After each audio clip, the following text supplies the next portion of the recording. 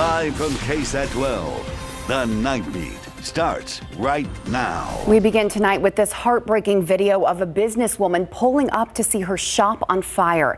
It happened in Bulverde this morning. That fire damaged two businesses. The night team's Patty Santos tells us the focus tonight is on gathering help for those families who work at those businesses. A motion sensor alarm alerted Francesca Watson there was trouble at the shop this morning. I pulled up our security camera and I could see the flames and the smoke, so I called 911. In the 10-minute drive from her home to the makery in the Old Village in downtown Bulverde, her business of 10 years was gone. We lost our cat, our shop cat perished in the fire, and most of our students, that's what they're reacting to. It's certainly what kind of did me in. The rest of it is just stuff. The before and after photos show little hope for the teaching arts studio. The Verde Bistro next door also left with a lot of damage. The buildings are older buildings. They were built, I believe, in the early 1920s originally. So with having to rebuild, it'll be having to bring everything up to code and stuff. So it'll be a little bit more involved than traditional. The Bulverde Spring Branch Chamber of Commerce is coordinating help to the staff at both businesses, while the insurance company and investigators figure out what's next for these buildings. The priority for this community is helping those people that work here. If we can help them, with immediate needs and, give them a little bit of money until they can get reemployed. Some restaurants have offered the staff jobs. Others have given money that will be split among the more than a dozen families affected. These young families working in the buildings, in the building, my two assistants, these are people on fixed incomes or, raising small families, and I'm worried for them. KSAT has reached out to fire investigators for more details on the cause of the fire. Patty Santos, KSAT 12 News. Happening now, San Antonio police and Crime Stoppers both hoping a photo of a suspected kidnapper's vehicle will lead to their arrest. Take a look. The attempted kidnapping happened yesterday in the 5800 block of Wales Avenue near Pecan Valley Drive and East South Cross. Police say the suspect, who is believed to be between the ages of 17 and 21, tried to get a 27-year-old woman into the back seat of this maroon Nissan Murano. The woman was able to fight back and got to a neighbor for help. Anyone with information on the attempted kidnapping or the suspect is asked to call Crime Stoppers at 210-224-STOP. Tonight, the Bexar County Medical Examiner's Office is still working to try to determine the identity of a 12-year-old girl who died during a shooting at a house party over on the west side earlier today. San Antonio police responded to that scene just after 2:30 on South Callahan Road, not far from Old Highway 90 and Highway 151. When they arrived, they found the 12-year-old and a 15-year-old with gunshot wounds. Police say that party had both teens and adults as guests, but no suspect was found at the scene. We're told the 15-year-old was taken to the hospital. A driver facing charges in connection with two different crashes, one of which forced another driver to be extricated from their vehicle.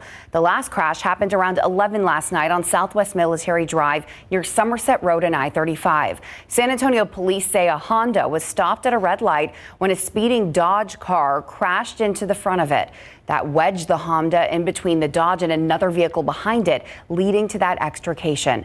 The driver was taken to the hospital in critical condition. Police learned that the Dodge driver was involved in yet another crash and booked them for failure to stop and reckless driving. A teen being questioned by police for causing a scene at a Dollar Tree store ended up being arrested after confessing to a murder.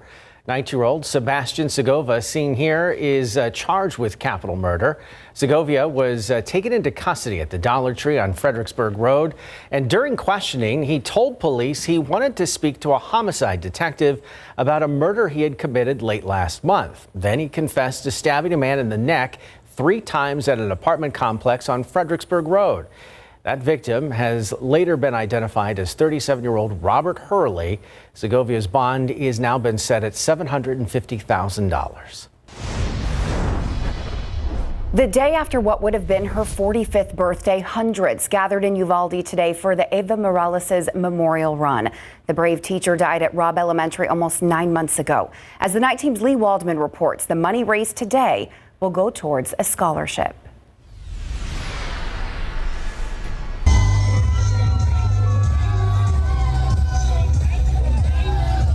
Eva strong! like Evie used to say, it doesn't matter how you finish, just finish. Just get it done, guys. Have fun. With her husband and daughter leading the pack, hundreds of runners and walkers braved the cold rain for the Eva Strong Memorial Run. 9-year-old Jada Alvarado was the first place finisher for the kids. Now she's in a better place, so now she doesn't have to suffer.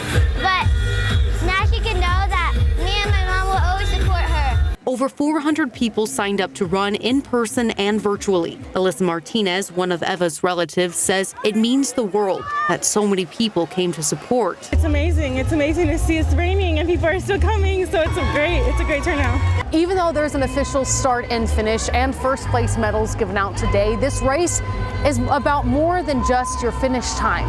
It's about honoring Eva and the life that she led. We're thinking of going towards education and an athletic scholarship, so we're still trying to decide what to do with that, but all of this money is going towards a scholarship. Wearing her mom's weighted vest, Adeline says she knew her mom was with her because her signature song, Diamonds by Rihanna, played as she pushed to the end of the race. This song came on my headphones, so I knew that was her telling me don't stop and hurry up. After she finished, Adeline helped her dad cross the finish line, both feeling thankful for the hundreds honoring the mother, wife, daughter, sister, educator, and hero they lost. I'm so grateful for all the support that we have here and everybody that showed up, even though it was raining. It just shows how important she was. Lee Waldman, KSAT 12 News. Extremely important, and they hope to make this run an annual event. On top of raising money for a scholarship, Adeline says they're also raising money to buy school supplies and toys for kids.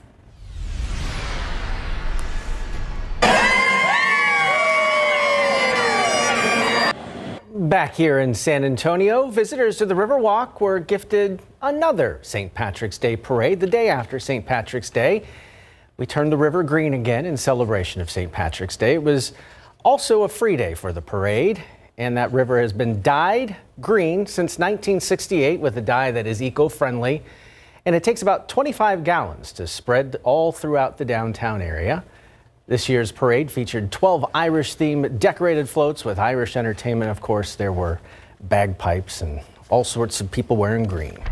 Better weather for that yesterday. I was going to say, and a lot of jackets, Undershirts if they had green green shirts. Exactly, because yes, if you stepped out downtown to the Riverwalk, whatever, Central Texas yesterday and today, definitely needing the extra layers after we had that front move through. Unseasonably cold conditions have been the theme. Now you can see that we're pretty quiet out there on the radar. Not a whole lot going on. We did have some rain and even some snow reported across the hill country earlier this morning. That all transitioned to cold liquid rain by lunchtime, but now we've really dried things out. It is still very chilly for this time of year. We are in the 40s here in San Antonio.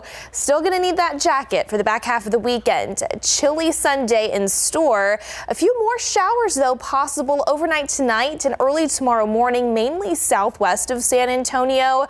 And then we'll start to warm things up as we head into the middle of next week. So we'll talk about those temperature changes. We'll talk about that isolated rain chance overnight tonight and into tomorrow coming up in just a few, guys. Thank you, Mia. Some news for parents and caregivers now. Perrigo Company, which makes Gerber's Good Start infant formula, is voluntarily recalling its product. The company says it may be contaminated with bacteria. They say so far no products have shown any signs of bacteria contamination and no one has become sick, but they opted for the recall out of an abundance of caution. The formula being recalled was made between January 2nd and January 18th of this year. Customers with the product should toss it out and they can ask the company for a refund. Now, it's not the first time there's been a push to ban TikTok. Why this time under the Biden administration, it might stick. And if the stock market is telling you anything, people have little faith in banks right now. What Congress is pushing to do to hold banks accountable. And coming up next, could an arrest be coming for former President Donald Trump? He seems to think so. How likely is that? And what kind of history would that make? We'll discuss it when we return.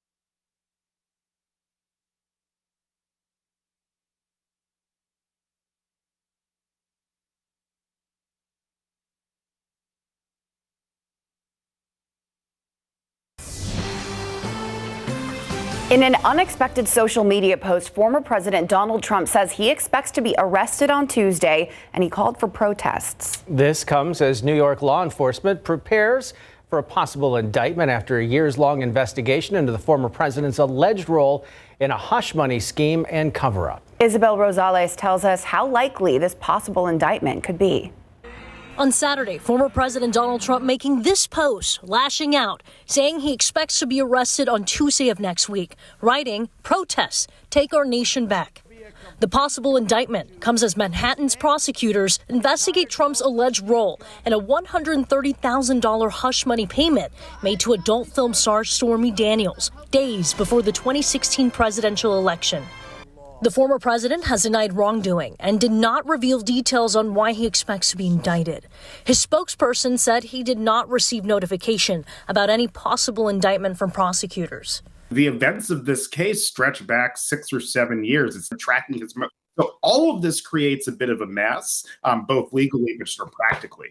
On Saturday, House Speaker Kevin McCarthy says a potential arrest is, quote, an outrageous abuse of power, and calls for all relevant committees to immediately investigate if federal funds are being used to subvert our democracy by interfering in elections with politically motivated prosecutions.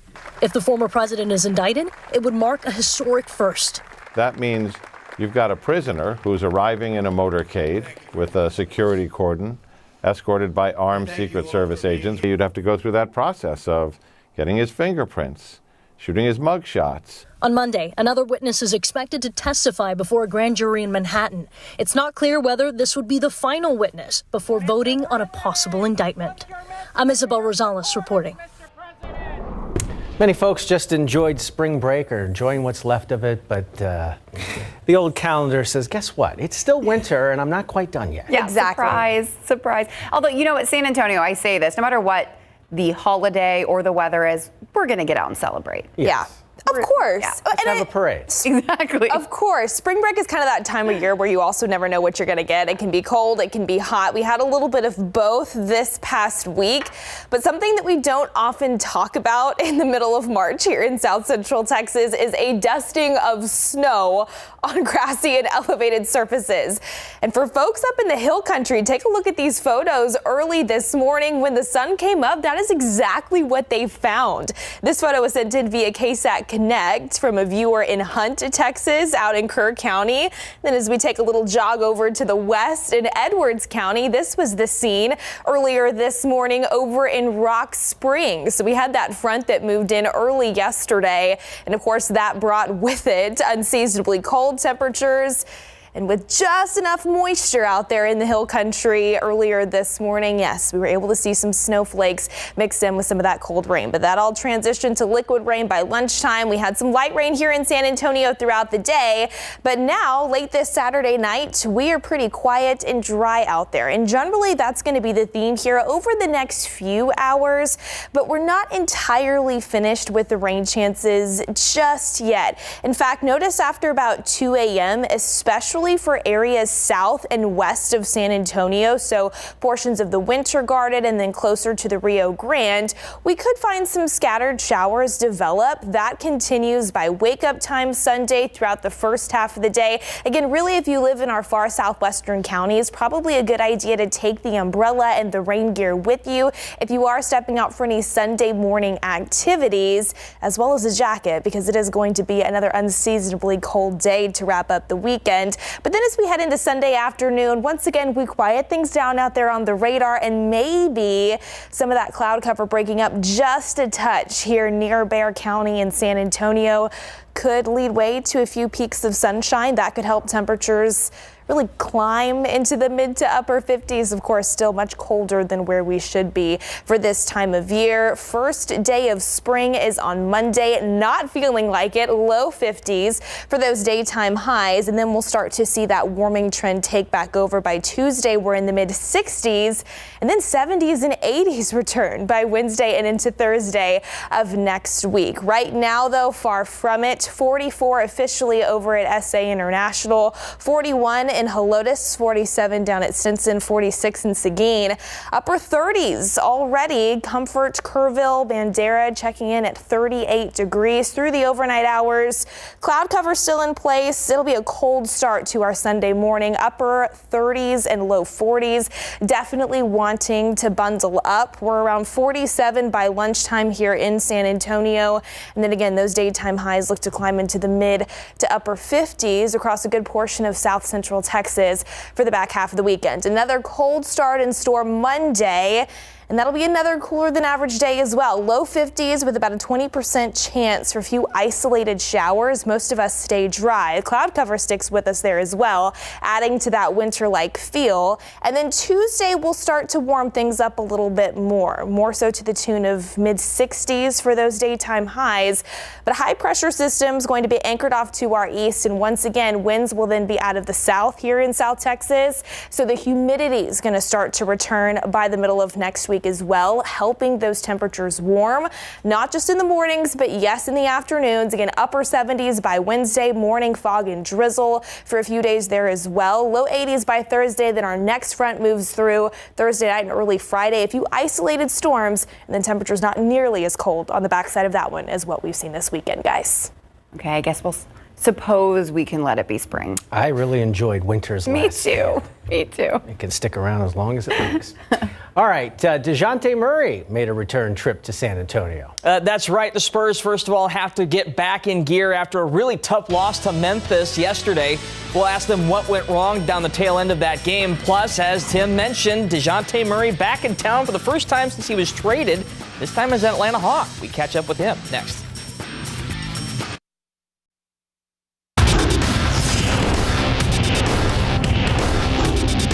I love San Antonio. Like, we just got here, I was smiling, because, like I said, I love it. My teammates was asking about my house I just sold and stuff, so, it's home. I just want to go have a great time and get a win and see great people and get out. Welcome back to San Antonio, DeJounte Murray. Only this time he's entering the AT&T Center through the visitors' locker room in Big Board Sports. But first, the ups and downs of this season continue for the young Spurs. The latest challenge they face is rebounding from the biggest blown lead in the NBA season so far. San Antonio led by 29 points midway through the third quarter, 84-55 against Memphis on Friday night. But watch the Grizzlies claw their way back into it and tie the game late thanks to 3 turnovers and a 9-0 run in the final minute of regulation. Memphis then outscored the Spurs 17-11 in overtime to win 126-120. The Spurs were firing on all cylinders in the first half. Did the Grizzlies do anything specific to take the Spurs out of their rhythm? Not much. I mean, they switched a lot, but they switched a lot in the first half too. I think the ball, they kept cutting the lead, and we got maybe a little tight, and I guess that comes with being a young team, and stuff happens. We got to learn from that. Like, we can't sit here and ease up just because we're up 9 with a minute and a half. Like, we've came back within the same time. You know what I'm saying? So. Live and learn, watch some of this film. We'll talk about it and learn and get better. So next on the Spurs docket, another reunion with their former star DeJounte Murray and the Atlanta Hawks, this time in San Antonio. The Hawks defeated the Spurs in their first meeting this season in Atlanta, 125-106. Murray scored 18 points in that matchup. DJ and the Hawks arrived at the team hotel downtown this afternoon, and Murray was made available to the media here in San Antonio. In Atlanta, Murray made time to talk to Coach Pop. He was asked about their relationship ahead of tomorrow's meeting. That's just something that will last forever. Coming into the NBA, at 19 years old, and especially coming to San Antonio, being around, this organization, it really taught me how to, value, more and more relationships, with great people, and it just shows that it's bigger than basketball. Basketball is a game to be played. You win or you lose. But I feel like, in this business, in this league, relationships are, what matters the most for me, at least I should say. And, somebody like him, he's a motivator, a father figure to me, somebody that I put in countless days, months, years, and, with. So, I love him. I know he loved me. And it was great to see him, and I just can't wait to see him again. Soon after he was traded to the Hawks over the summer, DeJounte made headlines by posting some less than savory comments in social media that disparaged the Spurs organization. DeJounte was asked about those comments and whether he believes he'll be booed by fans tomorrow. I don't know how other people feel. I control what I control. That's how DeJounte feel, what DeJounte say.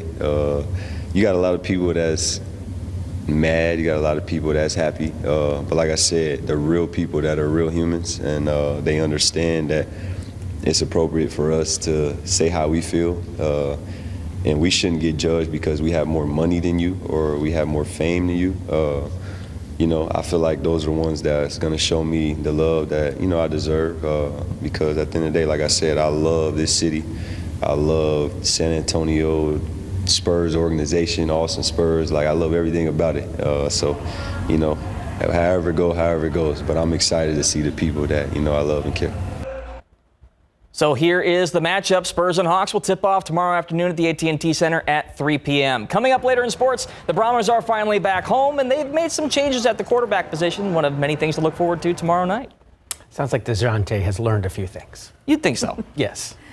All right, coming up in news, an investigation underway for the most popular app, TikTok, that could lead to it being banned. Why officials say you don't even have to be using TikTok for it to be a threat to your information.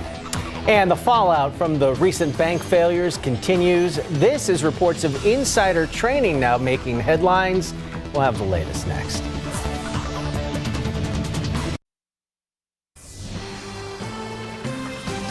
Concerns over the stability of America's banks is being felt across the U.S. and on Wall Street. Yeah, the Dow falling 384 points yesterday despite a rescue plan for First Republic Bank. And 1 week after the collapse of the Silicon Valley Bank, its former parent company has filed for bankruptcy. Here's ABC's Jacqueline Lee with the latest on the economy and bank failure investigation. A cash lifeline for First Republic Bank has done little to reassure investors. The company's stock plunging more than 30% on Friday, despite a $30 billion rescue package from 11 of America's biggest lenders. Wall Street also on edge about the finances of other regional banks. Shares of PacWest and Western Alliance also fell on Friday. There's still a lot of angst in the marketplace. I think there are some investors worried that we may see a bank failure or two this weekend. Meanwhile, the former parent company of Silicon Valley Bank has filed for bankruptcy. The bankruptcy helps the bank's parent company find new owners for its other business lines that are not under federal control. Sources tell ABC News the FBI is looking into whether there is evidence of insider trading.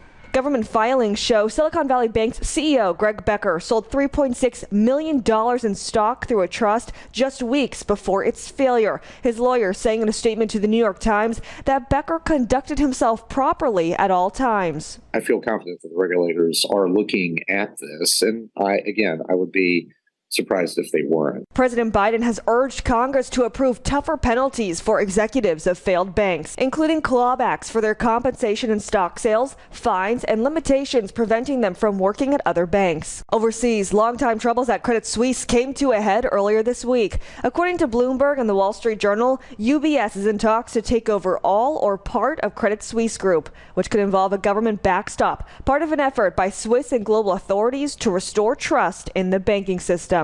Jacqueline Lee, ABC News, New York.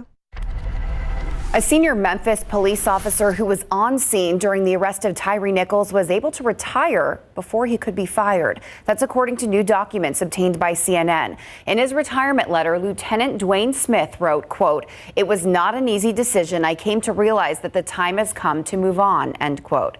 Smith has alleged to have failed to take command in a supervisory role. Having been with the department since 1998, Smith would have been the most senior officer at that scene. He has not been criminally charged in connection to Nichols' death. The Federal Aviation Administration is investigating two planes that collided midair, leading to two people being injured.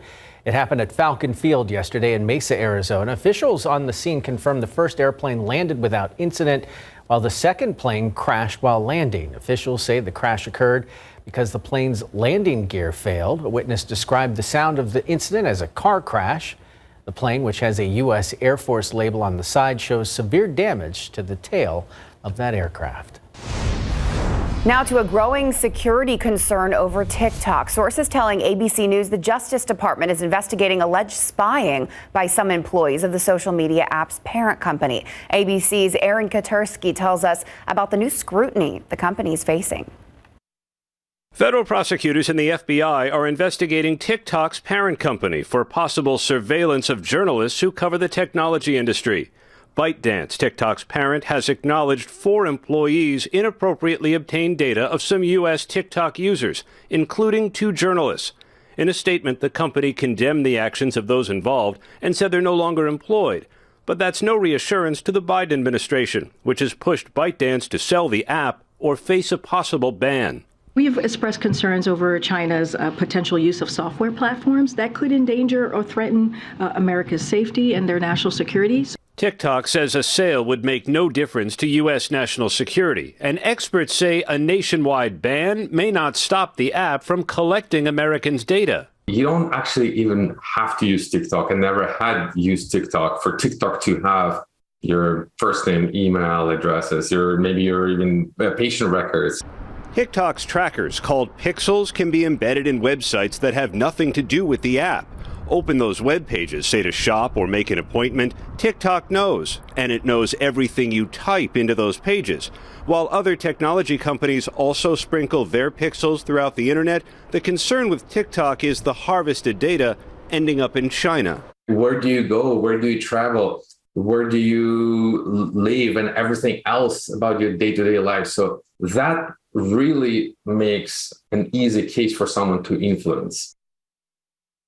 Well, former President Donald Trump pushed for a ban on TikTok back in 2020. But once President Biden took office, he signed an executive order revoking that ban, instead ordering the Secretary of Commerce to investigate the app to determine if it posed as a national security threat.